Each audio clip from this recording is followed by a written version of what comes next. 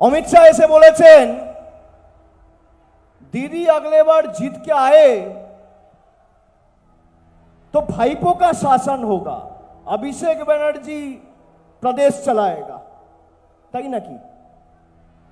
আমি জানি না অমিত বাবু, সম্মানীয় স্বরাষ্ট্রমন্ত্রী, আপনি বাংলার রাজনীতি কতটা ফলো করেন, কতটুকু নজর রাখেন।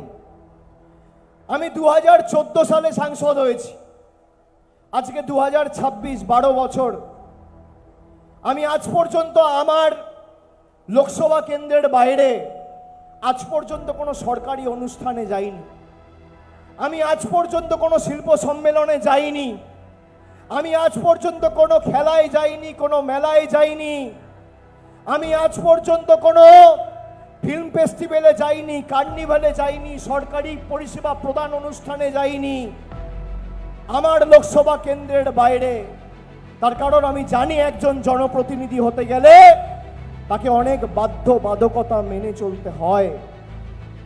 আমি একবার নয়, দুবার নয়, তিনবার নয় মানুষের সামনে অগ্নি পরীক্ষা দিয়ে একবার ৭১,০০০, একবার ৩,২২,০০০ আর একবার ৭,১১,০০০ ভোটে জিতেছি। আমি জানতে চাই অমিত শাহ আপনার ছেলে কোন অগ্নি পরীক্ষার দিয়ে আইসিসির প্রেসিডেন্ট হয়েছে মানুষকে বলুন। কোন অগ্নি পরীক্ষা দিয়েছে? বিসিসিআই সেক্রেটারি, আপনার দলের লোকেরা, সৌরভ গঙ্গোপাধ্যায়, বাংলার গর্ব, বাঙালির গর্ব, তাকে দালাল বলছে।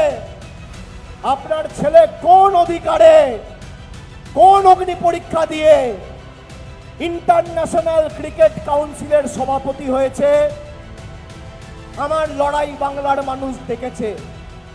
প্রধানমন্ত্রী সভা করে এসে এখানে থ্রেট দিয়ে গেছিল, বলেছিল ভাইপোকে জেলের ভাত খাওয়াবো, পার্টি অফিস বন্ধ করে দেবো। আমতলায় তৃণমূলের পার্টি অফিসে জোড়া ফুলের পতাকা আজও পটপট করে উঠছে, বিজেপির ঝান্ডা ধরার লোক দক্ষিণ ২৪ পরগনায় নেই। আপনার যদি বুকের পাটা থাকে আপনি আসুন মথুরাপুর জেলায়, একদিকে আপনি থাকবেন, একদিকে আমি থাকবো। আপনি আপনার রিপোর্ট কার্ড নিয়ে আসবেন, আমি আমার রিপোর্ট কার্ড নিয়ে আসবো। আপনার মোদি বাবু 12 বছর দেশের জন্য, রাজ্যের জন্য কি করেছে, আর আমাদের দিদি 14 বছরে বাংলার মানুষের জন্য কি করেছে।